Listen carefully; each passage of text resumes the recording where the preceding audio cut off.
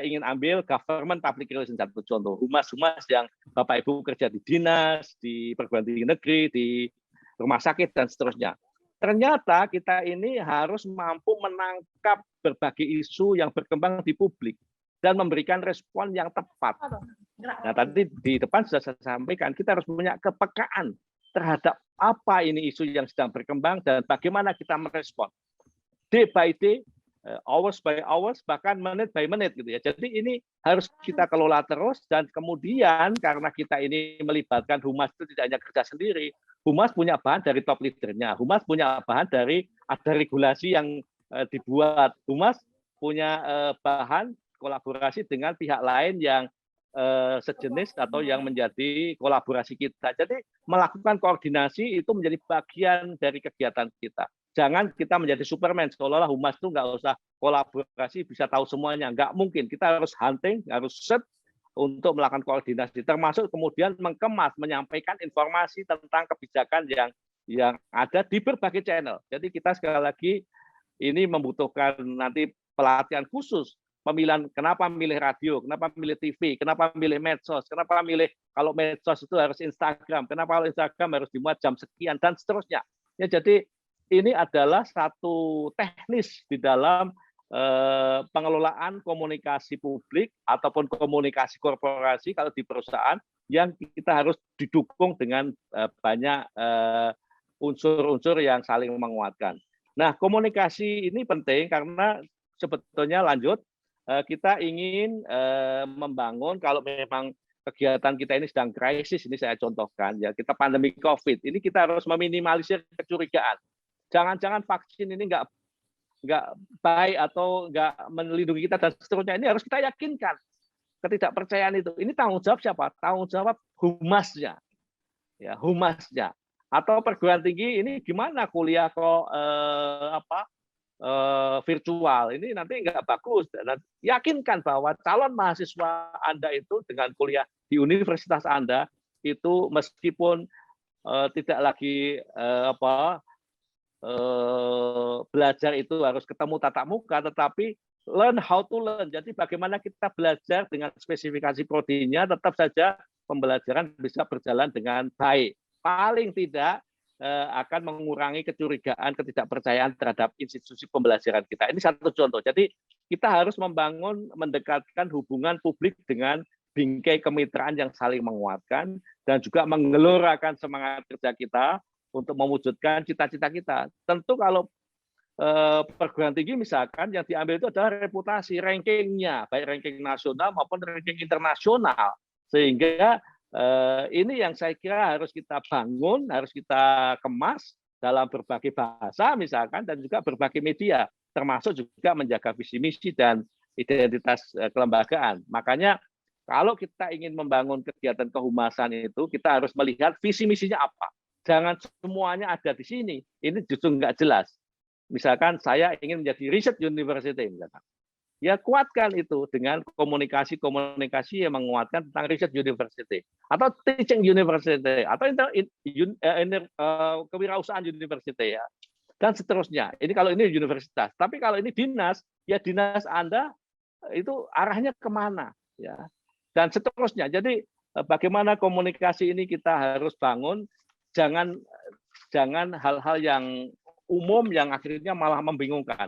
Ambil identity itu yang simple, kita komunikasikan dengan bahasa yang merakyat, yang sederhana, akhirnya nancep ya di benak publik dan akhirnya kalau kita membangun komunikasi tidak sekedar paham ya, tetapi sampai pada publik itu membela.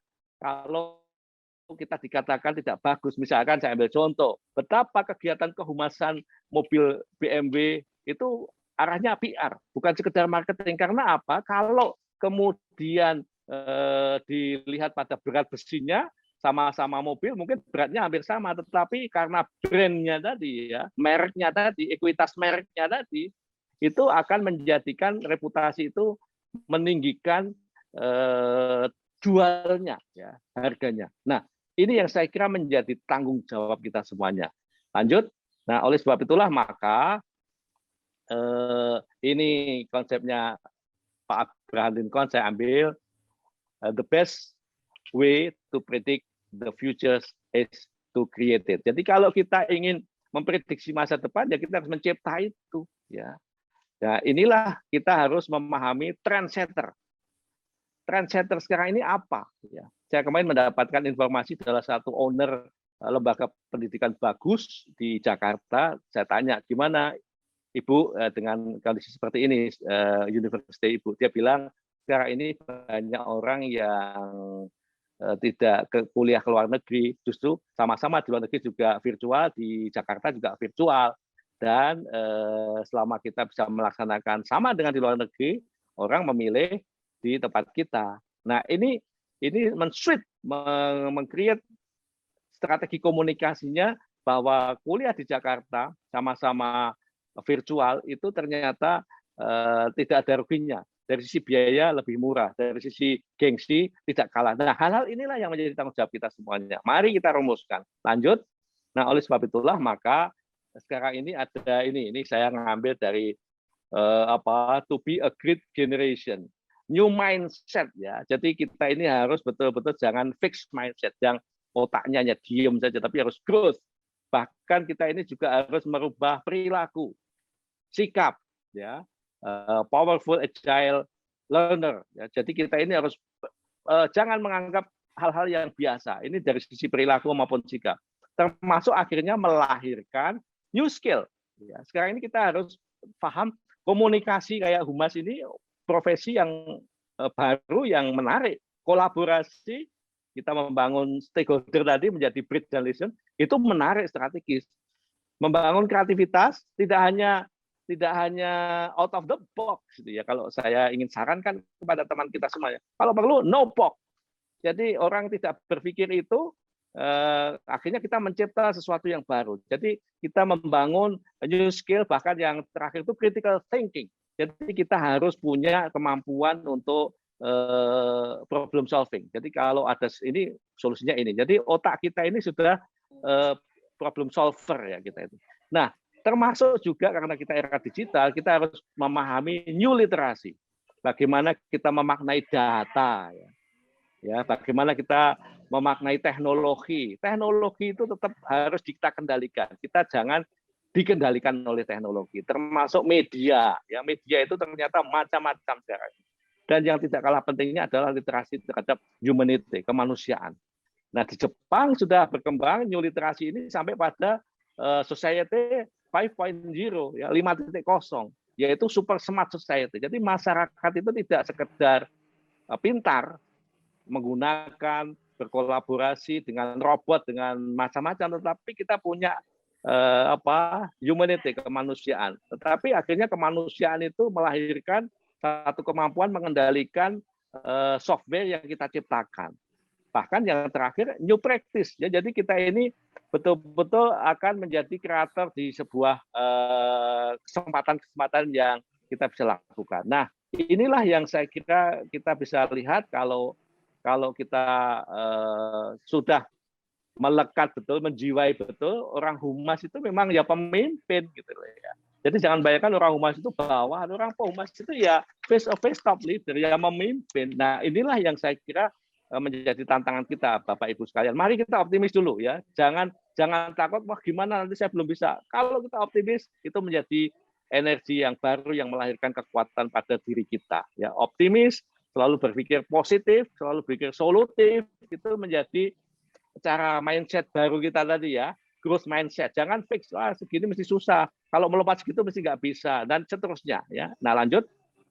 Nah, oleh sebab itulah maka ini ada penelitian yang saya kira teman-teman sahabat-sahabat Humas sudah tahu, Thomas Stanley yang menyebut IQ itu bagian suksesnya nomor 21. Bersekolah di sekolah favorit itu urutan suksesnya nomor 23. Bahkan lulus dengan nilai terbaik itu 30. Apa yang penting buat kita ke depan? Ya tentu apa yang disebut dengan integriti, kejujuran. Mudah-mudahan nanti menginspirasi teman-teman ya. Saya memberikan satu semangat kaitannya dengan kegiatan kehumasan ya. Baik, jadi tadi kita sudah bicara cukup banyak dan tinggal closing yang menurut saya ingin saya lanjutkan pada sesi ini adalah bagaimana kemudian humas itu tidak sekedar membangun kolaborasi tadi, tetapi akhirnya punya benefit yang nuansanya buat survival, buat keberlangsungan organisasi. Sebab apa? Kita seringkali ditanya, iya kamu hanya ngabis-ngabisin uang gitu kan, anggaran gitu ya. Sementara mana untungnya buat corporate? Nah, ini yang pertama harus kita mengerti bahwa humas itu juga bisa memberikan benefit baik jangka panjang, jangka menengah pun juga bisa. Bahkan di dalam krisis ini jangka pendek. Bagaimana kita sekarang ini strateginya, misalkan pemerintah menghadapi pandemi COVID itu adalah perubahan perilaku. Tidak nunggu tahun depan ya, musuhnya COVID sekarang ya sekarang. Ya. Jadi kegiatan komunikasi publik yang nuansa kehumasan pemerintah itu betul-betul harus agresif, bombardir gitu ya. Supaya apa? Publik juga bisa memahami esensi harapan terhadap komunikasi yang kita bangun. Nah, termasuk juga di era krisis ini. Ini turning point to be worse atau to be best gitu ya, buat satu perusahaan. Tadi saya contohkan perguruan tinggi tadi di tengah pandemi COVID, di mana mahasiswanya ternyata malah menguntungkan karena yang keluar negeri nggak ada gitu ya. Nah, itu kita ambil dengan komunikasi yang gencar, dengan komunikasi yang sangat cepat supaya tahun ini, tahun depan itu mahasiswanya masuk ke kita. Jadi ini yang saya kira kegiatan komunikasi atau kalau dalam bahasa textbook itu sering disebut marketing public relation, marketing public relation. Sedangkan kalau yang agak jangka panjang tadi corporate public relation. Nah, jadi ini yang saya kira harus kita mengerti bagaimana kita bicara soal identitas, soal merek dalam jangka panjang itu sebagai korporasinya, ya corporate identity, corporate PR-nya. Tetapi kalau kita bicara soal survival menghadapi pandemi krisis ini misalkan ya, kita harus bicara soal bagaimana kita membangun perubahan perilaku. Perubahan perilaku itu kan sebenarnya kan marketing. Bagaimana kita dulunya nggak beli produk ini, sekarang jadi beli ini. Dan juga kita harus mengantisipasi isu-isu yang nuansanya bisa menjatuhkan korporasi kita. Ya. Karena apa? Saya yakin perusahaan kita, organisasi kita itu kan yang tidak 100% sempurna, pasti ada kelemahan-kelemahannya. Nah, kelemahan-kelemahan itu di tengah situasi normal saja itu harus kita antisipasi betul, apalagi di situasi krisis, ya, situasi yang tidak normal. Maka paparan saya tadi adalah bagaimana di dalam era digital ini, humas punya peran sebagai digital ekonomi fenomenal. Jadi humas betul-betul harus menjadi bagian dari kita untuk menggerakkan kegiatan-kegiatan ekonomi karena apa? Tidak ada kenal batas. Ya. Dan kita juga sekarang ini masuk disebut time space compression. Jadi kita betul-betul antara ruang dan waktu itu dipreskan betul ya, ditekankan. Kalau bisa ditayangkan ini bisa ditayangkan ya. Jadi bisa ditayangkan ya. Jadi ada yang terakhir tadi 3 digital economy phenomenon ya. Ya, jadi itu yang lanjut ya, lanjut. Internet ini tapi terus lanjut. Tapi nek Pujo ten Tanjung Nah, ini ada fenomena digitalisasi, ya itu dematerialisasi. Jadi kita itu sekarang bahwa data informasi yang kita kelola ini menjadi is the new oil, ya. Jadi data informasi itu betul-betul menjadi bagian yang harus kita kelola, ya. Apalagi fenomena Internet of Things gitu ya. Itu menjadi intangible asset. Nah, disitulah sebetulnya saya ingin sampaikan kehumasan itu memegang peran. Di tengah kemudian kita lihat ada tadi yang saya sebut time space compression. Jadi betul-betul kita sudah ditekan untuk tidak ada lagi pandangan ruang dan waktu. Termasuk juga multi center of the subject. Jadi sekarang ini betul-betul kita menghadapi berbagai situasi yang harapannya untuk survival dan harapannya di era digitalisasi ini. Lanjut. Nah, saya ingin juga ingatkan bahwa kalau di dalam konteks kehumasan, kita apalagi ini di kalangan korporasi swasta ya, bahwa informasi yang dikelola oleh siapapun di dalam korporasi tadi itu harus memberikan pemahaman terhadap digital ekonomi, sehingga kita harus betul-betul merubah cara kerja kita yang virtual yang fisikal ke virtual. ya. Bahkan sekarang ini kita bisa menggunakan bagaimana fenomena baru yang saya ambil contoh. Sekarang ini kalau kita masih saksikan ada satu university dulu ada bencana apa mahasiswanya nyegat di traffic light gitu ya untuk mendapatkan dana. Sekarang ini sudah tidak. Sekarang ini sudah dengan sistem digital untuk kepentingan ekonomi, tapi ekonomi sosial ya, untuk kepedulian. Nah, hal-hal inilah yang saya kira menjadi clue untuk kita masuk kepada reputasi. Bagaimana kita tahu banyak aplikasi-aplikasi yang sifatnya kepedulian itu menghantarkan nama baik institusi atau inisiatornya. Nah, ini kegiatan yang kayaknya nggak langsung, ya, tidak direct, tetapi memberikan hasil pada good name, brand, bahkan reputasi. Lanjut, ya. Jadi yang terakhir yang ingin saya sampaikan, pemimpin masa depan adalah pemimpin yang dapat berbicara dengan baik, baik secara tulis, lisan, ya, verbal, non-verbal, dengan masyarakat yang telah hyper-connected melalui dunia digital. Jadi sekarang ini fenomena hyper-connected itu sudah menjadi keniscayaan. Kita nggak bisa mengelak lagi. Jadi bagaimana humas mendampingi pemimpin untuk selalu memberikan pesan, mencipta pesan yang akhirnya dibutuhkan oleh publik yang fenomenanya sudah hyper-connected. Jadi sudah banyak sekali informasi yang dia dapatkan, sehingga informasi saya harus bisa masuk ke telinga publik, ke mata publik. Ini bagaimana caranya? Nah, ini yang saya kira harus kita lakukan, dan siapapun kita sekarang ini kalau di tempat kami di Kominfo, saya sudah meminta humas, terutama di IKP, saya dulu menjadi dirjen IKP di sana, itu setiap pegawai humas itu harus punya 3 medsos. Ya, dan setiap medsosnya harus punya minimum 500 follower. Dan setiap hari harus memberikan positive knowledge.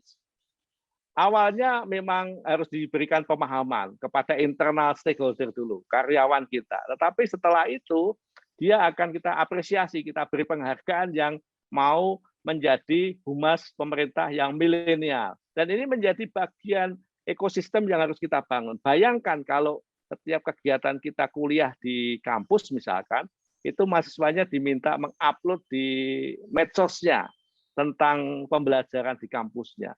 Mungkin setiap mata kuliah ya sebulan sekali, kalau 6 bulan berarti 6 kali dia mengupload, atau seminggu sekali, atau apapun. Dan setiap itu kita bukukan, bukunya kita uploadkan lagi. Jadi intinya adalah berbicara dengan baik itu maksudnya adalah bagaimana kita bisa membangun silaturahim baik fisik maupun virtual, apalagi sekarang ini masyarakat kita sudah hyper-connected. Nah, saya kira itu lanjut, ini hanya gambaran saja ya. Betapa saya pun juga ingin berkomunikasi dengan saudara-saudara, silakan kita mau buka web, silakan buka web saya, buka Instagram saya, Twitter saya, Facebook saya, silakan. Mari kita berdialog. Ini sekali lagi forumnya sangat terbatas waktunya, tetapi kita bisa berkomunikasi, saling sapa, saling sharing kepada siapapun. Daripada kita justru kadang-kadang jenuh, lelah mendapatkan informasi yang sumbernya belum jelas, tapi kadang-kadang narasinya luar biasa sehingga kita kadang-kadang terkecoh. Mari kita cari sumber informasi yang edukatif, sumber informasi yang terpercaya, dan akhirnya kita di tengah pandemi COVID ini tetap bekerja secara jernih dengan nalar sehat kita. Demikian, saya kembalikan kepada Mas Hartoyo. Buat sahabat-sahabat Humas, tetap optimis, salam sehat, salam sukses buat kita semuanya. Assalamualaikum warahmatullahi wabarakatuh. Om, santi, santi, santi, Om. Waalaikumsalam warahmatullahi wabarakatuh. Baik, terima kasih sahabat-sahabat Humas yang sudah merespon. Ini banyak sekali ini nanti Pak Hartoyo menyampaikan, tetapi saya ingin coba rangkum, mudah-mudahan terangkum ya. Dari Solo ada, dari Kulon Progo ada, dari tadi fakultas ya, dan juga terkait dengan humas di era COVID ini ya. Ini saya ingin cerita pengalaman saja. Saya 1,5 tahun menjadi koordinator gugus tugas di Humas ya. Itu memang kerjanya jadi luar biasa karena ketemunya tidak bisa fisik, tetapi harus kolaboratif dan harus membangun orkestrasi. Tetapi dengan adanya digitalisasi seperti ini, justru menjadi efektif. Saya ambil contoh misalkan dulu kita jarang bisa ketemu semua eselon 1 misalkan, bahkan dengan menteri, itu sehari 2-3 kali. Nah sekarang ini terjadi, hanya karena perubahan lifestyle kita di era go virtual ini. Ini satu contoh, artinya mari kita ambil hikmahnya. Kita harus out of the box tadi, bahkan no box ya. Sekarang ini di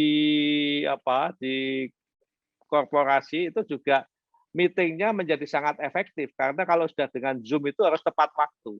Kalau nggak tepat waktu itu berarti kita budayanya belum budaya digital. Gitu ya.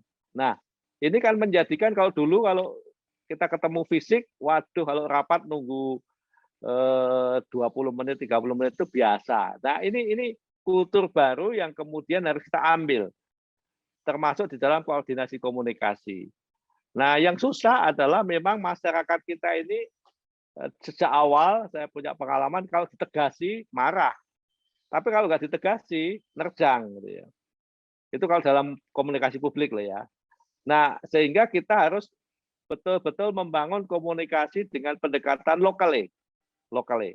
Kami berkomunikasi dengan radio-radio lokal dengan teks komunikasinya dengan bahasa lokal misalkan.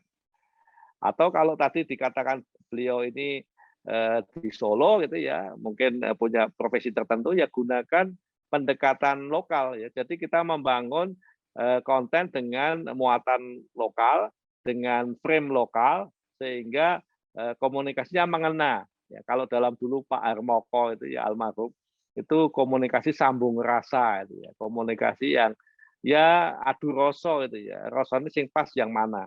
Sehingga meskipun digitalisasi itu kita tidak mengenal segmentasi, ya, tetapi tetap saja kita harus membuat segmentasi pesan agar supaya secara alami nanti secara virtual itu akan melahirkan pesan-pesan yang segmented karena keaktifan para netizen yang sudah memilih secara mandiri terhadap pesan-pesan yang sudah dibombardir oleh semua pihak tadi.